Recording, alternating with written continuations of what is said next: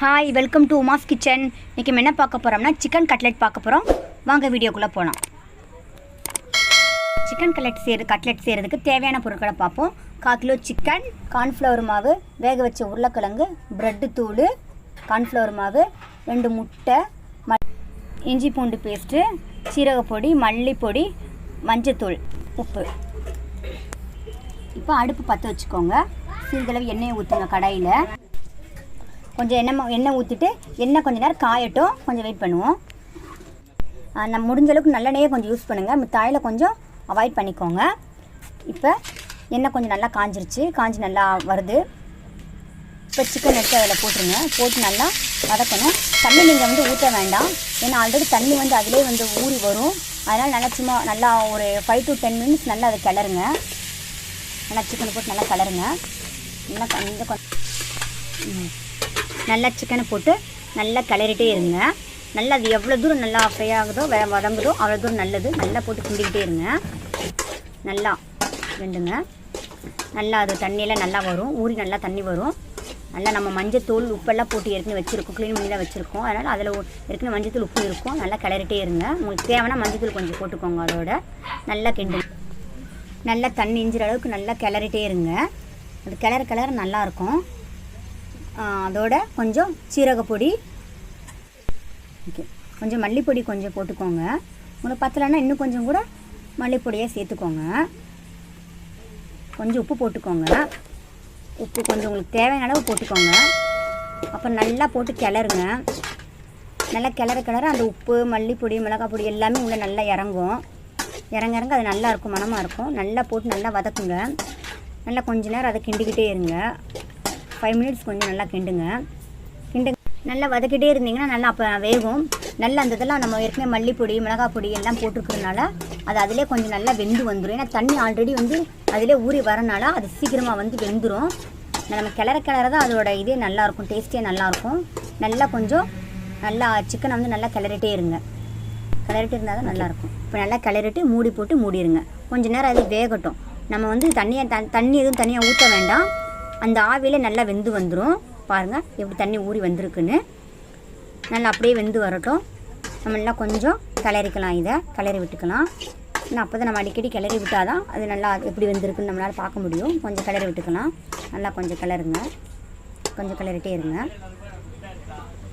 நல்லா வெந்திருக்கான்னு பாருங்கள். நல்லா தண்ணி வந்துருச்சு. நல்லா ஊறி தண்ணி வருது. பாருங்கள் எப்படி இருக்குன்னு. நம்ம வேக வச்சாச்சு. வாங்க அடுத்து என்ன பண்ணலான்னு பார்க்கலாம். உருளைக்கிழங்கு எடுத்து நல்லா மசிச்சு வச்சுக்கணும். ஏன்னா அதை மசிச்சு வச்சாலே அது நல்லாயிருக்கும். நல்லா வெந்திருக்கு. அதை கொஞ்சம் நல்லா மசிச்சுக்கோங்க. நல்லா மசிச்சுக்கோங்க. ஏன்னா இது நல்லா கட்டியாக இருந்தால் கொஞ்சம் நல்லா இருக்காது. கொஞ்சம் நல்லா மாவு மாதிரி நல்லா மசிச்சு வச்சாதான் நல்லாயிருக்கும்.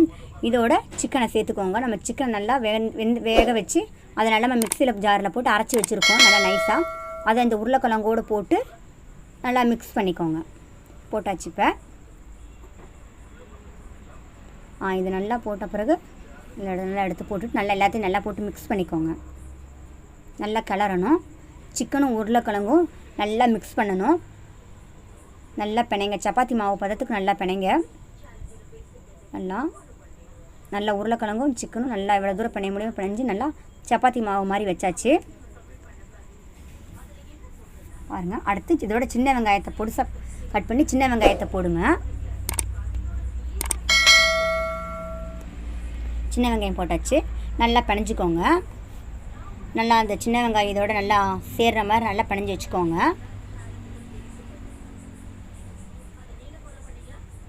பாருங்கள் நல்லா மாவு பிணைஞ்சி நல்லா வந்திருக்கு.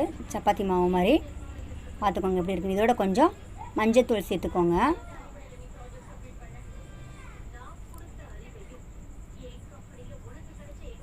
அடுத்து மல்லிப்பொடி,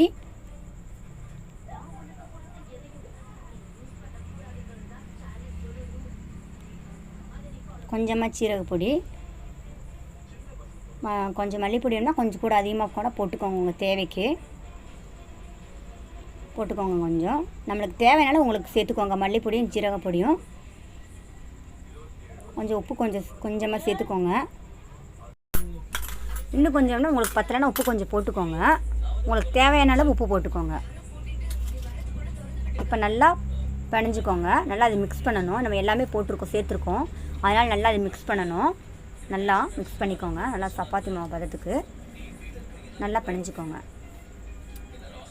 மஞ்சத்தூள், மல்லிப்பொடி, சீரகப்பொடி, உப்பு இதெல்லாம் போட்டிருக்கோம். அதோட வெங்காயம் எல்லாம் போட்டிருக்கோம். நல்லா பிணைஞ்சிக்கோங்க. சின்ன வெங்காயம் வந்து நல்லது உடம்புக்கு. நல்லா பிணைஞ்சாச்சு. இப்போ பார்ப்போம். அடுத்ததோட கொஞ்சம் மல்லியை செஞ்சு பொடிசாக கட் பண்ண மல்லி, பச்சை மிளகாய் இதையும் சேர்த்துக்கோங்க. இதையும் சேர்த்து நல்லா பிணைஞ்சிக்கோங்க. பச்சை மிளகாய் வந்து ரொம்ப பொடிசாக கட் பண்ணி போட்டுக்கோங்க. மல்லியும் கொஞ்சம் பொடிசாக, மல்லி கருவேப்பிலையும் பொடிசாக கட் பண்ணி போட்டுக்கோங்க. அதுக்கடுத்து சின்ன சின்ன பால் மாதிரி செஞ்சு அதை நல்லா ஒரு தட்டி நல்லா அந்த ஒரு சர்க்கிள் ஷேப்பில் வச்சு நல்லா தட்டிக்கோங்க. தட்டியாச்சு. அதை எடுத்து வச்சுருங்க. இதே மாதிரி மீதி இருக்கிற சிக்கன் எல்லாமே அதே மாதிரி பால் பிடிச்சி செஞ்சு வச்சுருவோம். பால் நல்லா பிடிச்சிக்கோங்க. சப்பாத்தி மாவு உருண்டை பிடிக்கிற மாதிரி நல்லா பிடிச்சிக்கோங்க. நல்லா உருண்டையாக பிடிச்சி அதை நல்லா ஒரு தட்டி சும்மா லைட்டாக தட்டினா போதும். ஆமாம், வடை பதத்துக்கு தட்டி நல்லா வடை மாதிரி தட்டி வச்சுக்கோங்க. மீதி இருக்கிற எல்லா மாவையும் நம்ம தட்டி வச்சுக்கிறோம். எல்லாம் இப்போ தட்டி எல்லாமே நம்ம ரெடி பண்ணி வச்சாச்சு. வாங்க நம்ம கட்லெட் எப்படி பண்ணலான்னு பார்க்கலாம்.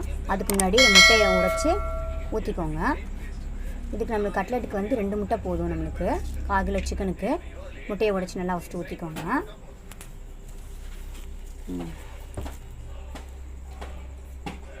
கட்லெட்டுக்கு பெரும்பாலும் முட்டையை சேர்த்திங்கன்னா அது ஒரு டேஸ்ட்டாக நல்லாயிருக்கும். நான் இப்போ வந்து இதில் 2 முட்டை நான் சேர்த்துருக்கேன். போதும். 1/4 கிலோ சிக்கனுக்கு 2 முட்டை போதும். நல்லா அதை உடச்சி ஊற்றிக்கோங்க.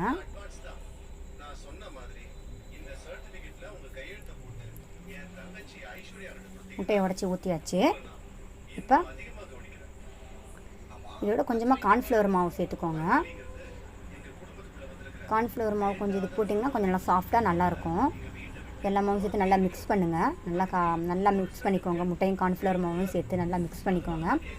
அது நல்லா மாவு நல்லா கரையணும். அதோடு சேர்ந்து கரைஞ்சி நல்லா அந்த திரியாக இல்லாமல் நல்லா வர மாதிரி நல்லா மிக்ஸ் பண்ணிக்கோங்க. நல்லா இப்போ கலக்கியாச்சு, மிக்ஸ் பண்ணியாச்சு.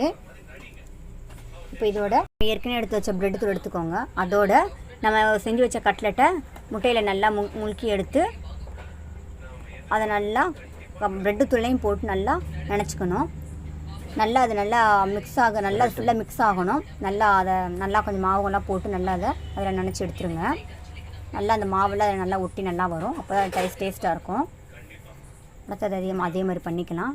நல்லா முட்டை உஸ்டையில் மூழ்கி வச்சு எடுத்து அடுத்து நல்லா ப்ரெட்லேயும் போட்டு எடுத்துக்கோங்க. ப்ரெட்டோடு நல்லா அது மிக்ஸ் ஆகி வரணும். அப்போ தான் நல்லாயிருக்கும். சாஃப்டாகவும் நல்லா முறுமுறுன்னு அந்த கிறிஸ்பியாகவும் இருக்கும். சாப்பிட்றதுக்கும் நல்லாயிருக்கும். நல்லா வெந்துருச்சு. அது பாருங்கள் எப்படி இருக்குன்னு. நல்லாயிருக்கு. எடுத்தாச்சு. சிக்கனையும் நம்ம செஞ்சாச்சு. அடுத்து ரெடி பண்ணி வச்சுருக்கோம் பாருங்கள். அடுத்து வாங்க அப்படின்னு பார்ப்போம். நம்ம அதுக்கு ஃபஸ்ட்டு தவாவை அடுப்பில் வச்சு நல்லா அது கொஞ்சம் காயட்டும். நல்லா அது காஞ்சி வரட்டும். கொஞ்சம் காஞ்ச பிறகு கொஞ்சம் நல்லா எண்ணெய் விட்டுக்கோங்க. அதில் எண்ணெய் வந்து கட்லெட் நம்ம செஞ்சு எடுக்கிறதுக்கு தேவையான அளவு எண்ணெய் நல்லா சுலம்பாக விட்டுக்கோங்க. கொஞ்சம் இந்த தவாவில் கொஞ்சம் அதிகமாகவே எண்ணெய் விட்டுக்கோங்க. எண்ணெயை விட்டு கொஞ்சம் நல்லா அதை காய விடுங்க. எண்ணெய் கொஞ்சம் லைட்டாக காயட்டும்.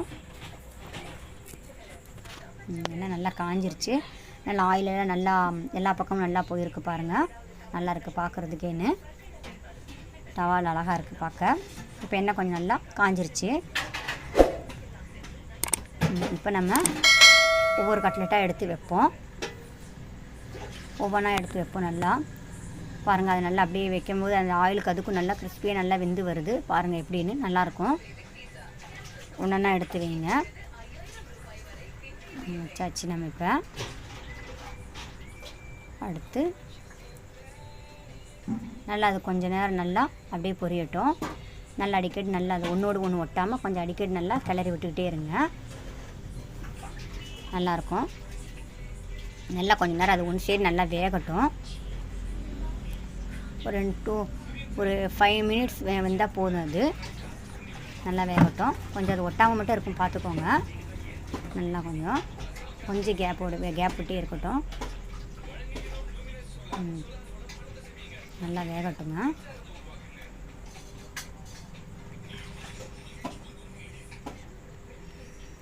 நல்லா அது வந்து நல்லா அது ஆயிலில் எவ்வளோ தூரம் நல்லா பொரிஞ்சு வருதோ பொரிஞ்சு வரட்டும். இப்போ ஒவ்வொன்றா நல்லா திருப்பி எடுத்து போட்டுக்கோங்க. ஒன் சைடு நல்லா வெந்துருச்சு பாருங்கள். நல்லா வெந்து நல்லா சிவப்பு கலராக நல்லா செவந்து வந்திருக்கு. இப்போ ஒவ்வொரு கட்லெட்டாக நம்ம வந்து நல்லா திருப்பி விடணும். இப்போ எல்லாம் திருப்பி விட்டாச்சு. நல்லா செவக்க நல்லா வெந்துருச்சு பாருங்கள். இது அழகாக நல்லா பார்க்கவே நல்லா